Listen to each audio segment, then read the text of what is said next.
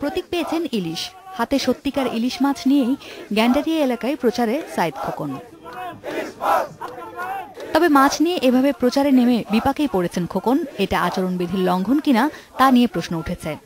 ওই যে বললাম, প্রতীক কিন্তু প্রতীকই, তবে আমরা অবশ্যই আশা করব প্রত্যেকে কিন্তু প্রতীক হিসাবে গণ্য করবে। যেমন প্রাণী ধ্বংস এই ধরনের কোনো কাজে কেউ অনুসরণ করবে না। মামলার আসামি মির্জা আব্বাস এখনো প্রকাশ্যে আসছেন না। তার হয়ে স্ত্রী আফরোজা আব্বাস দাঁড়ে দাঁড়িয়ে যাচ্ছেন। এবার সাথে ছিলেন বিএনপির ভাইস চেয়ারম্যান সেলিমা রহমান। আফরোজার অভিযোগ, আওয়ামী লীগের নেতাকর্মীরা প্রচারে নানাভাবে বাধা দিচ্ছেন। অনুপস্থিতি সাংঘাতিক রকমের সাড়া পাচ্ছে, কিন্তু মির্জা আব্বাস থাকলে যেটা হয়তো আরো অনেক বেশি ভালো সাড়া পাওয়া যেত।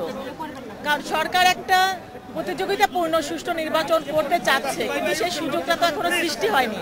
দলের সমর্থক হিসেবে আমি বাড়তি সুযোগ সুবিধা পেয়েছি, এমন যদি একটা দৃষ্টান্ত উনি আমাকে দেখাতে পারেন, উনি যেটা বলবেন আমি সেটা মেনে নেব। আমি অবশ্যই বলবো ওনাকে অভিযোগ করার পূর্বে অবশ্যই বিষয়গুলো ভালোভাবে দেখে শুনে কারোর বিরুদ্ধে অভিযোগ করার প্রয়োজন। অন্যদিকে ঢাকা উত্তরে প্রচার শুরুর 3 দিন পর নির্বাচনী ইশতেহার ঘোষণা করেন মেয়র প্রার্থী আনিসুল হক। পরিচ্ছন্ন, সবুজ, আলোকিত, মানবিক ঢাকা গড়ে তোলার অঙ্গীকার নিয়ে তার ইশতেহার। থেকে অর্জিত এসব অভিজ্ঞতা আমি সিটি কর্পোরেশনের উন্নয়নের কাজে লাগাতে চাই। আমি নগরীর পিতা নয়, নাগরিকের বন্ধু হয়ে থাকতে চাই। নগরপিতা শব্দটির মধ্যেই এক ধরনের নিঃসঙ্গ কর্তৃত্ববাদী শাসকের ইমেজ ফুটে ওঠে। মেয়র বলতে আমি বুঝি, মেয়র হচ্ছেন সব শ্রেণীর গরিব ধনীর প্রতিনিধি। মেয়র প্রার্থী তাবিথ আওয়াল সকালেই করাইল বস্তি থেকে তার প্রচার শুরু করেন। বলেন, প্রথম দিনের প্রচারেই অপ্রত্যাশিত সাড়া তিনি পেয়েছেন। আমি খুব ভালো সাড়া পাচ্ছি। আমি এরকম প্রস্তুত ছিলাম না এরকম কোনো সাড়া পাওয়ার জন্য এই মুহূর্তে। আর আমি বলতে চাচ্ছি, এই মুহূর্তে আমাদের আদর্শ ঢাকা আন্দোলন চলমান রয়েছে।